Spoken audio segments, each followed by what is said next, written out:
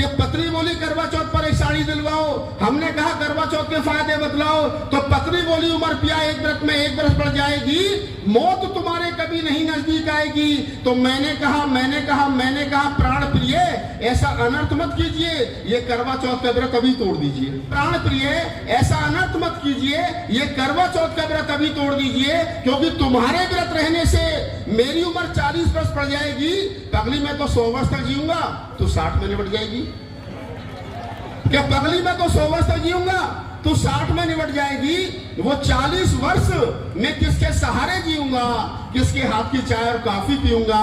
चाय की चाहत जब मुझे भाभी के घर तक ले जाएगी, तो भाभी फिर मुझे रड़वा कहकर के चिढ़ाएगी। कभी भी है। ये बहुत आभार आरपी सिंह साहब और उनकी पूरी टीम को। शांति का दान दे करके मुझे 1 मिनट सुन लो। जैसा मंच के माध्यम से कहा गया कि मैं कवि हूँ और वर्तमान में पत्रकारिता करता हूँ, कविता पीछे छूट गई और पत्रकारिता जो थोड़ी सी आगे निकल गई है। सबसे पहले ये जो 11 बच्चे हैं जिन आज बच्चों की शादी हुई है, मैं इनके कुशल जीवन की बधाई देता हूँ, शुभकामनाएं देता हूँ।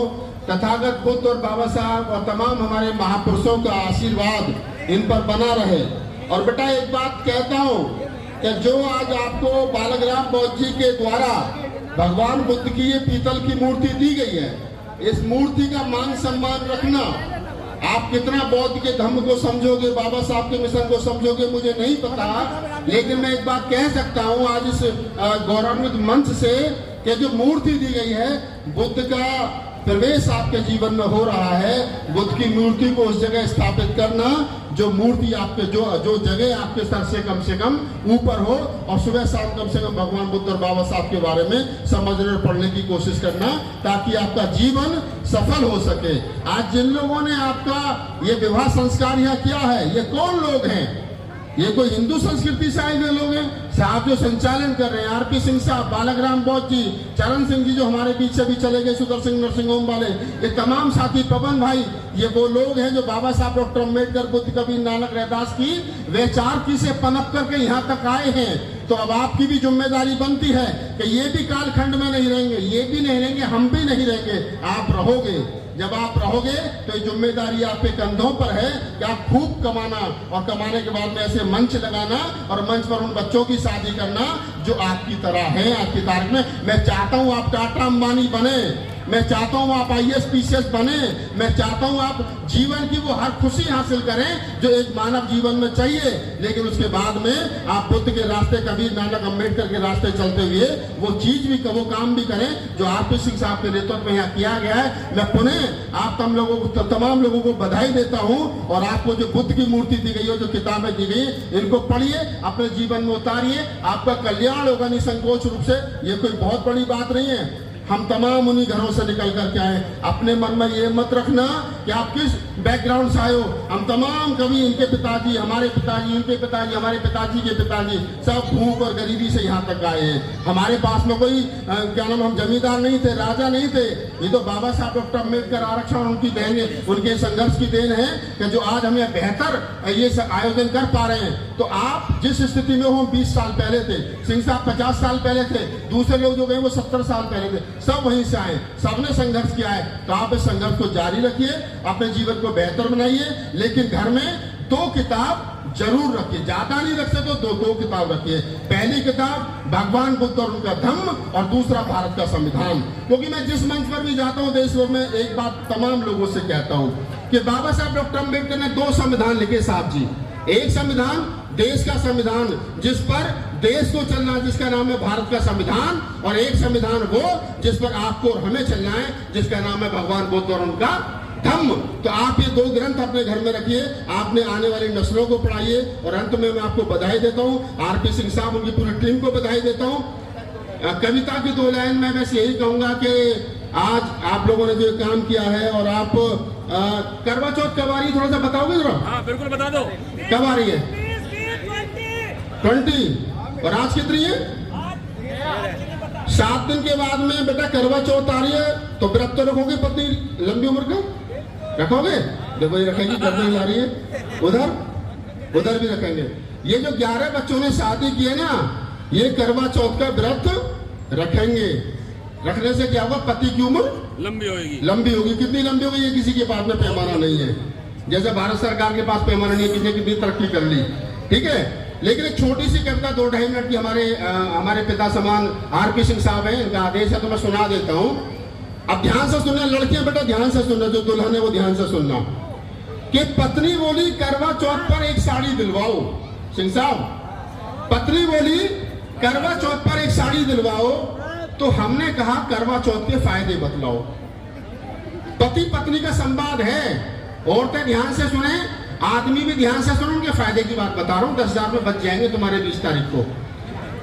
पत्नी बोली करवा चौथ पर एक साड़ी दिलवाओ। मैं ये कविता सुनाने के 50,000 रुपए लेता हूँ, फ्री में सुना रहा हूँ हमारे, क्योंकि हमारे पिता तो लिखने लगा सुना दे तो सुना देता हूँ।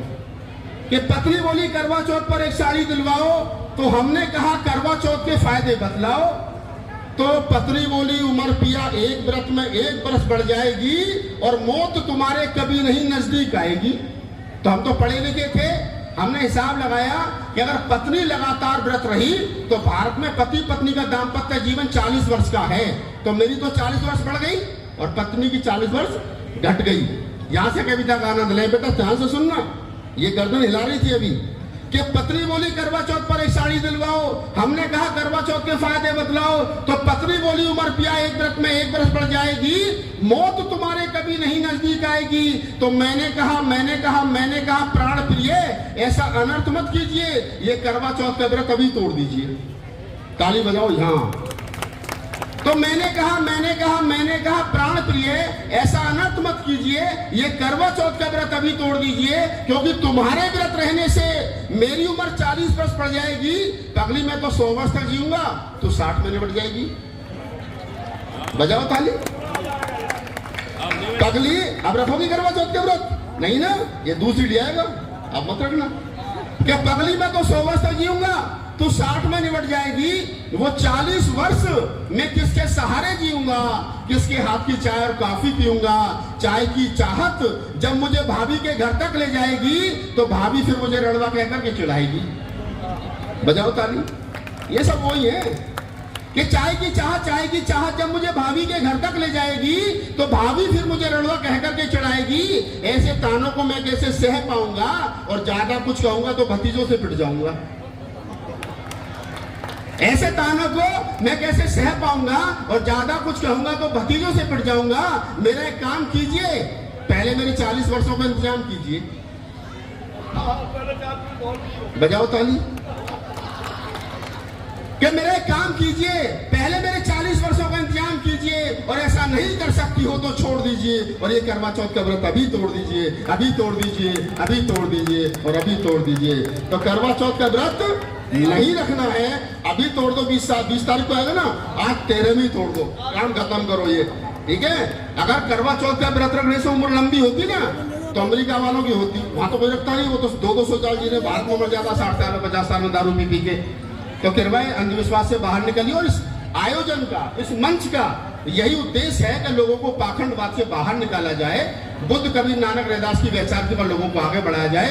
मैं पुनः आरपी सिंह साहब और उनकी पूरी टीम, विजेंद्र भारती, भीमसेना वाले तमाम साथियों को, पवन भाई, तमाम लोगों को आभार, उनका धन्यवाद। उन्होंने इतना खूबसूरत मंच लगाया, और जो 24 साल से वो काम कर रहे हैं, ये निरंतर होते रहना चाहिए। मैं पहली बार आया हूँ, कोशिश करूंगा अगली बार भी आऊँ। जय भीम, नमो बुद्धाय।